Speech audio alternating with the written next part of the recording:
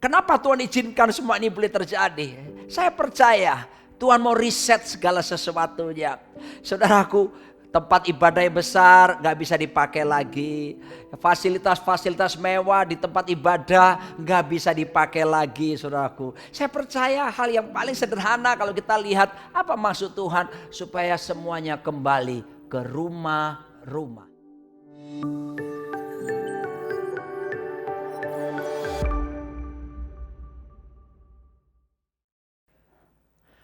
Shalom warga kerajaan. Kita melihat hari-hari ini di Indonesia, bahkan di berbagai negara, orang-orang ketakutan dan kecemasan muncul di mana-mana karena bukan cuma varian Alpha, tapi varian yang ganas, yaitu varian Delta dari virus COVID-19 ini mulai memakan banyak korban dan menimbulkan kematian yang begitu besar sekali.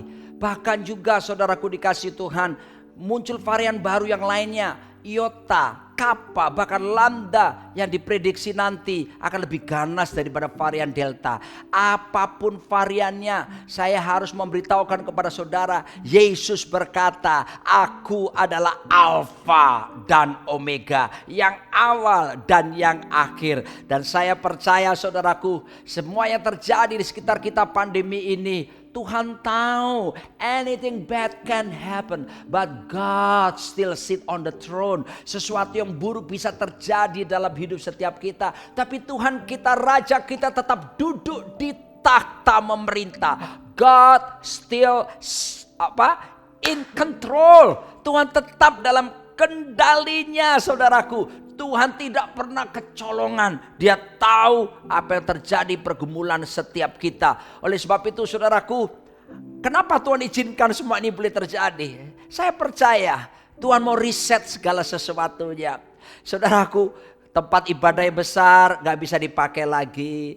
Fasilitas-fasilitas mewah di tempat ibadah gak bisa dipakai lagi, saudaraku. Saya percaya hal yang paling sederhana kalau kita lihat apa maksud Tuhan, supaya semuanya kembali ke rumah-rumah. Oh saudaraku, seperti pemerintah menganjurkan work from home, ya, semua harus kumpul di rumah, nggak boleh keluar, jaga protokol kesehatan secara ketat. Saya berpikir saudaraku bahwa itu loh kehendak Tuhan, bagaimana kita harus kembali ke rumah. Oleh sebab itu saya mau ungkapkan kembali kepada keluarga-keluarga. Saudaraku dikasih Tuhan, kata keluarga itu sendiri saudaraku di dalam bahasa Ibrani adalah bait. Ya, kata bait ini mengandung beberapa pengertian. Yang pertama adalah the place that you can feel your home. Sebuah tempat kamu bisa merasakan home, rumah. Wow, home sweet home, home blessed home. Tuhan mau Anda mengalami itu, ya. Suasana apa? Saya suka bahasa Indonesia, kata keluarga itu kata lainnya adalah rumah tangga. Ya, bukan ular tangga, rumah tangga. Atmosfer rumahmu menentukan tangga kehidupanmu. Atmosfer sorga, tangga hidupmu akan menaik. Atmosfer neraka, tangga kehidupanmu pasti akan menurun. Sebab itu kehendak Tuhan bagi setiap keluarga, dengar baik-baik. Tuhan ingin atmosfer rumahmu home sweet home. Amin. Apa itu?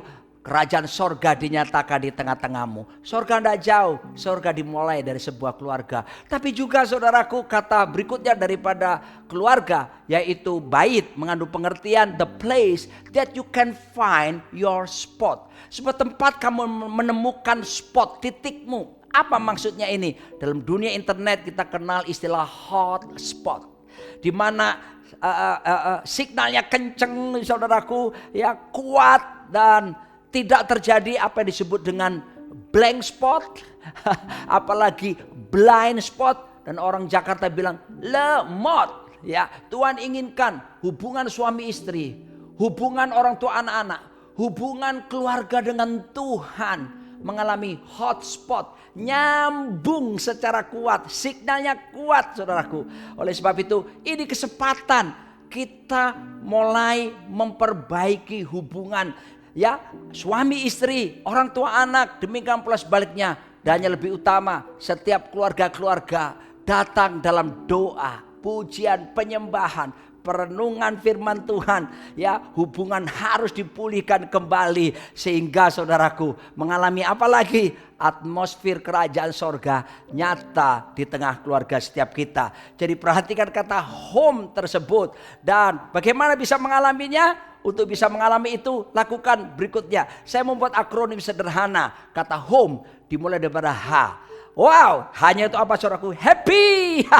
Mari bangun atmosfer sukacita, bahagia, senang di dalam rumah tangga kita. Sebab hati yang gembira adalah obat yang manjur, semangat yang patah keringkan tulang. Ya, the joy of the Lord is your strength. Tugas kita bangun atmosfer yang penuh sukacita, bahagia, senang di rumah. Lalu O-nya apa? Openness. Harus ada keterbukaan, bangun komunikasi, jangan ada rahasia. Biarlah suami istri bisa saling terbuka untuk tidak ada password yang tersembunyi di HP-nya. Bebas ungkapkan, ya, mulai berbicara komunikasi dengan baik. Dengerin suamimu, dengerin istrimu, dengerin anak-anak. Sebaliknya, not only become a good listener, but must be excellent listener. Bukan cuma jadi pendengar yang baik, tapi pendengar yang luar biasa. Lalu kemudian M-nya memory. Ya, ciptakan kenangan yang indah.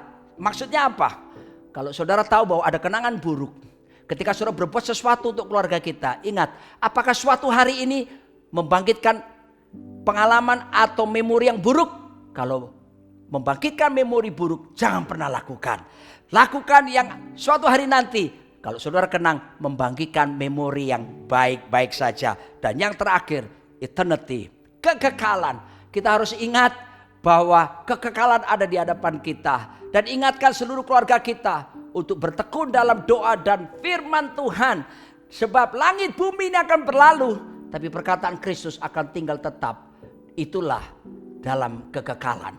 Dan membawa keluarga kita hidup supaya pikiran selaras dengan pikiran Kristus, perasaan selaras dengan perasaan Kristus, kehendak kita selaras dengan kehendak Kristus. Maka yang terjadi, kita akan dibawa dalam kemuliaan, memerintah bersama Yesus dalam kekekalan. Selamat menikmati rumah kita. Sorga tidak jauh, sorga dimulai dari keluarga kita masing-masing. Amin.